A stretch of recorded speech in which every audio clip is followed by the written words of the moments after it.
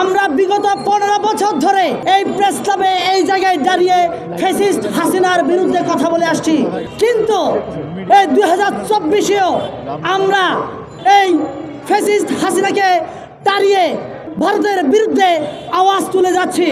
কিন্তু যারা ভারতের পাঁচাটা দালাল আছে এরা আমাদের ভালো চায় না, আমাদের আওয়াজ আমাদের কণ্ঠ রোধ করতে চায়।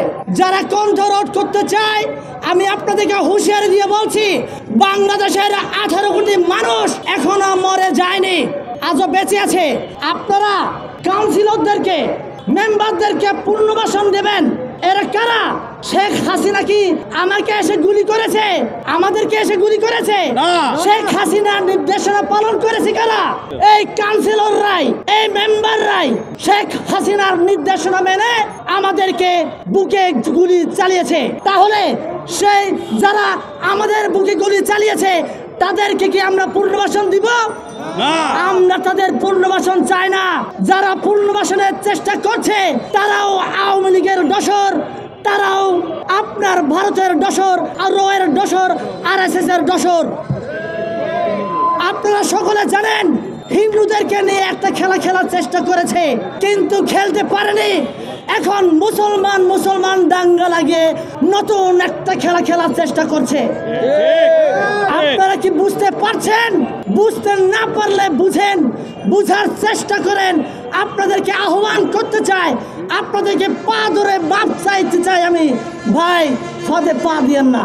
ফাঁদে পা দিলে আপনাকে ব্যবহার করবে, ব্যবহৃত হবেন না। কথা বলছি, আজকে এই প্রেস ক্লাবে আমি কথা বলতে গিয়েছিলাম, আমার কিছু সাংবাদিক ভাইরা আমার কাছ থেকে কিছু ভিডিও ফুটেজ নিতে চেয়েছে, কিন্তু এই প্রেস ক্লাবে নাকি দাঁড়িয়ে কথা বলতেও ভাড়া দিতে হবে। বিগত 15 বছর তো কারো কাছ থেকে ভাড়া চাইনি, তাহলে এই 2024-এর সরকারে কি টাকার এতই অভাব পড়েছে প্রেস ক্লাবের গাছের তলায় দাঁড়িয়ে কথা বলতে আমার ভাড়া দেওয়া লাগবে? কে ইন্ধন দিচ্ছে এগুলা?